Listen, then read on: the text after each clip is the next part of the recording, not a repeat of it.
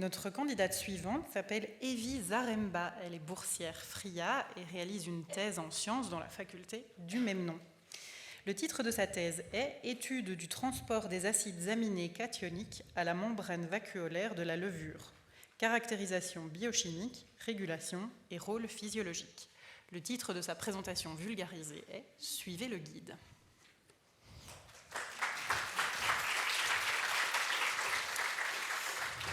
Evie, est-ce que c'est bien ta diapositive? Oui. Est-ce que tu es prête? Je suis prête.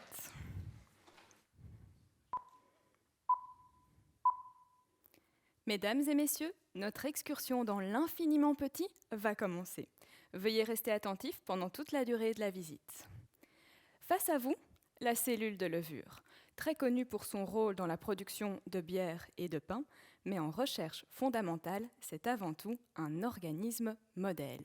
Cela veut dire que les découvertes faites sur cette cellule sont facilement applicables à nos cellules, à nous, humains, puisque nous partageons plus de la moitié de nos gènes. Cependant, c'est beaucoup plus facile et économique d'élever des levures que d'élever des humains. Cette cellule, elle est observée, étudiée depuis longtemps, ce qui fait qu'on a beaucoup de connaissances au sujet de sa structure, de son métabolisme. Et pourtant, elle n'a pas fini de révéler ses secrets. C'est là que j'entre en jeu. Ma thèse a pour but de participer à la caractérisation de la cellule de levure en étudiant le transport vacuolaire. La vacuole, c'est l'onde de stockage des constituants cellulaires. Dedans, on retrouve, entre autres, des acides aminés, qui sont les briques de base pour former les protéines.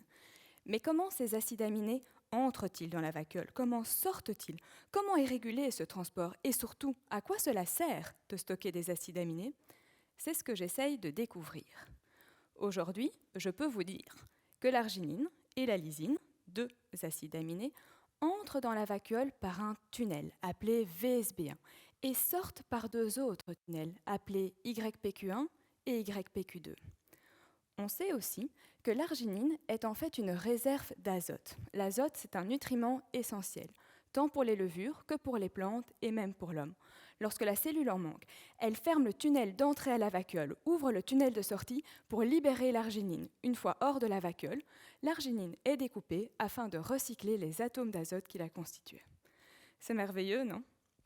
Mais ce qui est plus fascinant encore, c'est que lorsque le stock vacuolaire d'arginine diminue, le stock de lysine, l'autre acide aminé, lui, augmente. À quoi sert cette lysine et comment sont actionnées les ouvertures, les fermetures des différents tunnels? Je l'ignore encore.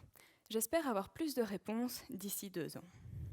Ce qui est certain, c'est que cette étude est importante, car lorsque le transport d'acides aminés n'est pas fonctionnel, c'est toute la cellule qui fonctionne mal, et cela crée des maladies qu'il faut comprendre avant de pouvoir guérir.